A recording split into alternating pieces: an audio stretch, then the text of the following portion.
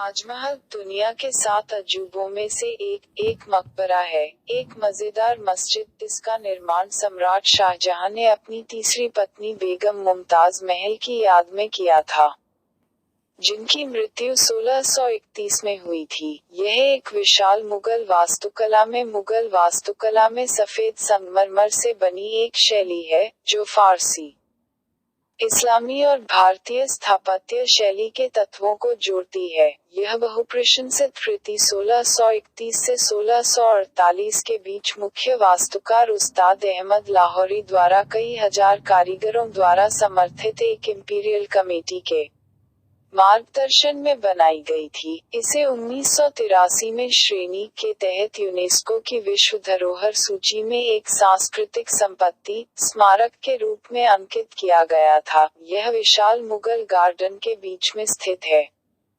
जो यमुना नदी के दाहिने किनारे पर 17 हेक्टेयर 42 एकड़ भूमि को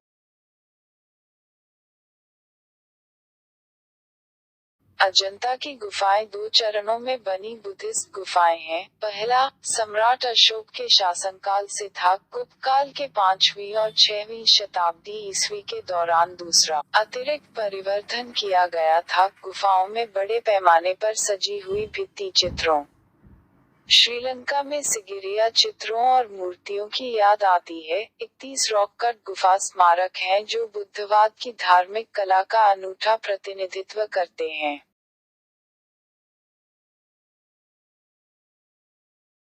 एलोरा गुफाएं, जिन्हें एलोरा कॉम्प्लेक्स के रूप में भी जाना जाता है, बौद्ध धर्म, हिंदू धर्म और जैन धर्म की धार्मिक कलाओं का एक सांस्कृतिक मिश्रण है। 34 मठों और मंदिरों को ऊंची बेसॉल्ट चट्टान की दीवारों में सन्निहित रूप से 2 किलोमीटर 1.2 मील की लंबाई के साथ देखा गया है। 600 से 1000 ईसा को समर्पित वे भारत की प्राचीन सभ्यता की कलात्मक रचना का प्रतिबिंब हैं।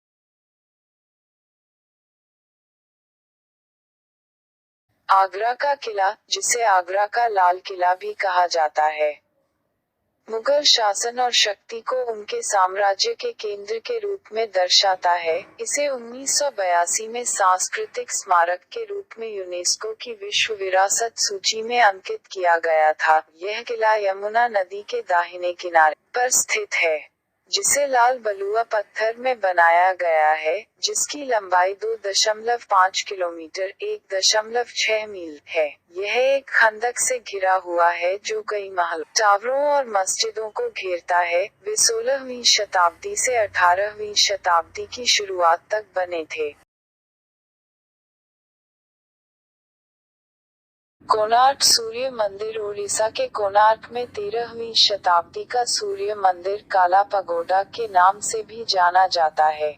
महानदी डेल्टा में बंगाल की खाड़ी के पूर्वी तट पर स्थित यह सूर्य अर्का के रथ के रूप में बनाया गया है, जो 24 पहियों वाला सूर्य देवता है, और इसे प्रतीकात्मक पत्थर की नक्काशी और एक टीम के नेतृत्व में सजाया गया है। 6 घोड़ों की। इसका निर्माण पूर्वी गंगा राजवंश के राजा नरसिम्हदेव प्रथम द्वारा अपक्षी रंग के बलुआ पत्थर के ऑक्सीकरण से किया गया था।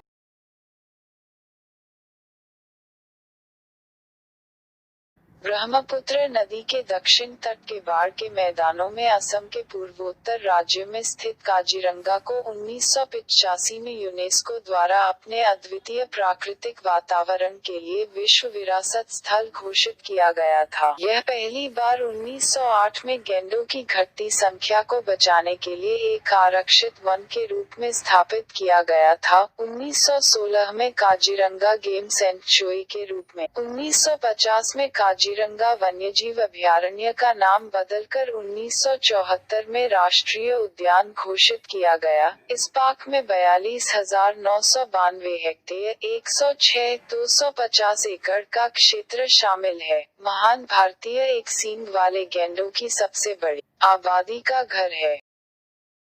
पूर्वोत्तर राज्य असम में स्थित मानस वन्यजीव अभयारण्य भूटान की सीमा पर भूटान में मानस वन्यजीव अभयारण्य के साथ सन्निहित हिमालय की तलहटी में मानस नदी के मैदानों में 50,000 हेक्टेयर 120,000 एकड़ के क्षेत्र को कवर करता है। इसे यूनेस्को द्वारा 1985 में अपने अद्वितीय प्राकृतिक वातावरण के लिए विश्व विरासत स्थल के रूप में अंकित किया गया था। अभयारण्य पौधों की कई प्रजातियों, स्तनधारियों की 21 सबसे खतरनाक प्रजातियों, अभयारण्य में 55 स्तनपायी प्रजातियों में से 36 सरीसृप प्रजातियों, 3 उभयचरों और पक्षियों की 350 प्रजातियों का निवास स्थान है। लुप्तप्राय प्रजातियों में शामिल हैं बाघ, बैगी हॉग, क्लाउडेड तेंदुआ, सुस्त भालू, भारतीय गैंडे, जंगली भैंस, भारत में भैंस का एकमात्र शुद्धमल, भारतीय हाथी, गोल्डन लंगूर और बंगाल फ्लोरिकन।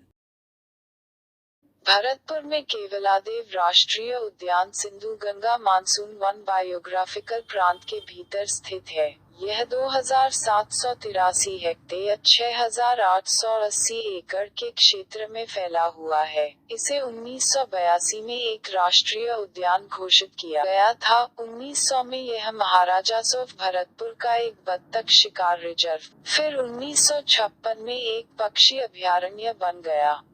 1972 तक शूटिंग के अधिकार हासिल करने वाले महाराजाओं के साथ यह 1981 में रामसर वेटलैंड साइट के रूप में दर्ज किया गया था। यह 1985 में यूनेस्को की विश्व विरासत सूची में अंकित किया गया था। के चर्च और कन्वेंशन यूनेस्को द्वारा 1986 में विश्व विरासत सूची के तहत सांस्कृतिक संपत्ति मानदंड इव और वाई के तहत उत्कीर्ण किए गए स्मारक हैं, जिन्हें गोवा के पुर्तगाली औपनिवेशिक शासकों ने 16वीं और 16वीं शताब्दी में बनाया था। 18वीं शताब्दी, ये स्मारक मुख्य रूप से पूर्व की राजधानी वेल्हा गोवा में है। वेल्हा गोवा को गोइम, पोनम गोरी, एडलेम गोई, ओल्ड गोवा या साइबाकेम गोई के रूप में भी जाना जाता है, जहां साहिब या गोइंचो साहिब सेंट फ्रांसिस जेवियर को संदर्भित करता है। खजुराहो समूह ने स्मारकों को चंदेल वंश के लिए जिम्मेदार ठहराया, जो गुर्जर प्रतिहारों की संप्रभुता के अधीन था। जो स्मारक बच गए हैं वे हिंदू और जैन धार्मिक प्रथाओं से संबंधित हैं, जो मूर्तिकला और वास्तुकला के अद्भुत सम्मिलन के साथ हैं। इस उत्कृष्ट विशेषता का सबसे अच्छा उदाहरण कंदरिया मंदिर में देखा जाता है। निर्मित 85 मंदिरों में से केवल 22 मंदिर 6 किलोमीटर 2 के क्षेत्र में बच गए हैं, जो 10वीं शताब्दी के चंदेला काल का प्रतिनिधित्व करता है। भारतीय राज्य मध्य प्रदेश में स्थित, इसे 15 अक्टूबर 1982 को यूनेस्को द्वारा एक विश्व धरोहर स्थल, एक सांस्कृतिक संपत्ति के रूप में अंकित किया गया था।